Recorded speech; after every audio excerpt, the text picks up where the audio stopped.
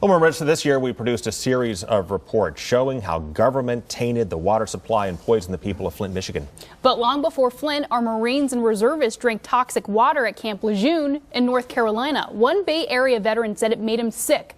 But what makes him sicker, though, is that he says it's very difficult to get the help veterans like him need following one of the worst contaminations in U.S. history. He poisoned us willfully.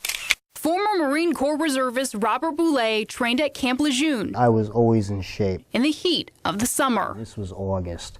I mean, you're training hard. I mean, you're training all day. You get up and you train until you go to bed. I mean, I drank well over a gallon of water every day. That was 1985 when Boulay was just 21 years old. Even then, he had concerns about the water supply on base. It smelled synthetic at times. It smelled putrid at times. Smelled like a pool at times, and it was days that we didn't want to drink it, but we were put into formation, had forced water drills. Staying hydrated came at a cost, Boulay told me. So I mean, it was like, you were damned you do, you're damned you don't, because if you didn't drink, you would be dehydrated. If you did drink, which we didn't know that was contaminated, we got more contamination.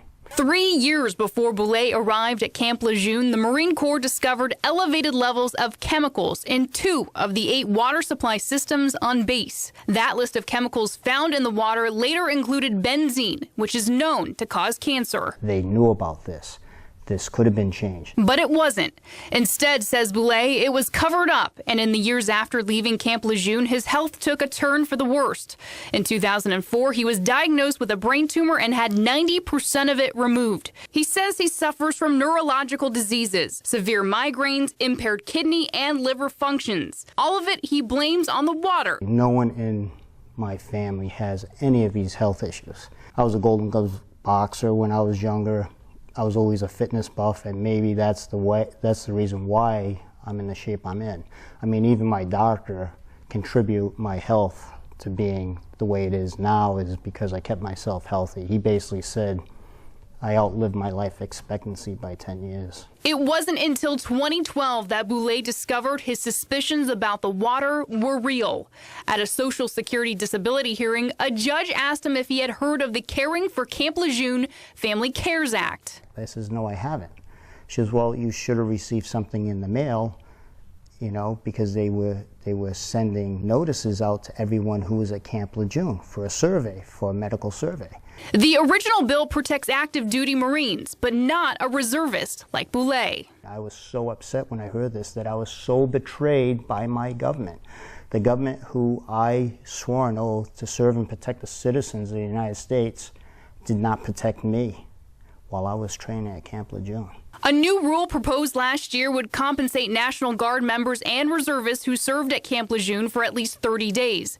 It will also grant service connection to those affected, and up to 1 million Marines and their families could have been affected by their exposure as well. I'll have to take pain medication to get myself up, to get myself going, just to get to the gym. But it is better to do that than just to sit home. The new proposed rule has yet to go into effect, but Boulay hopes it will soon, to give others like him a fighting chance. Basically, like my doctor said, you're going to lose the battle. Will it turn cancerous? It can. Most likely it will. Hopefully it doesn't. So that's the only thing that I can look forward to, that it doesn't turn cancerous.